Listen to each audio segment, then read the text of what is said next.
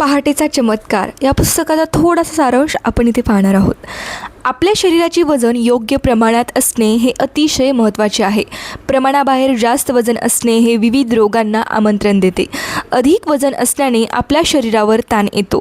तुमच्या कामांसाठी जी ऊर्जा तुम्हाला वापरता आली असती तीच ऊर्जा ह्या अतिरिक्त वजनामुळे येणाऱ्या ताणावर मात करण्यासाठी शरीर वापरते. वजन प्रमाणात ठेवण्यासाठी फक्त 5 शब्दांचा नियम आहे. कमी खा, जास्त व्यायाम करा.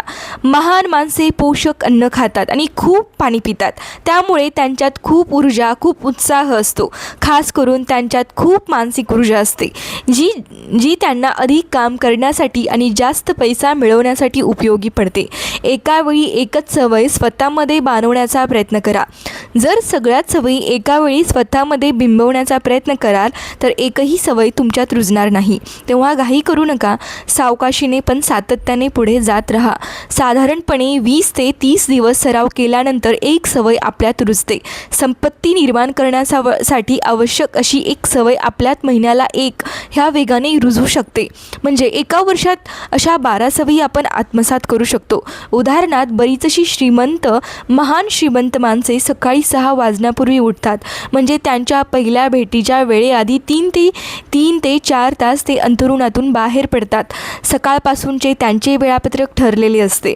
सकाळी उठल्यावर व्यायाम करणे, कपडे घालणे, दिवसाच्या कामाबद्दल विचार करणे इत्यादी ते त्या वेळेत वाचन करतात आणि काही नव्या गोष्टी समजूनही घेतात. नंतर ते दिवसभरातल्या कामांचा आढावा घेतात.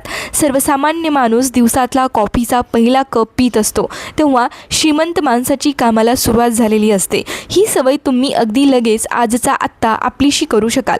खरे तर यातूनच तुमचे आयुष्य बदलून जाणार आहे. एक लक्षात घ्या की तुम्हाला हवी असलेली सवय जर तुम्हाला आधीपासून नसली तरी ती सवय तुम्हाला आधीपासून आहे अशा प्रकारे वागा. त्याप्रमाणे केलेली कृती तुमच्या त्या कृतीप्रमाणे निश्चित विश्वास निर्माण करेल.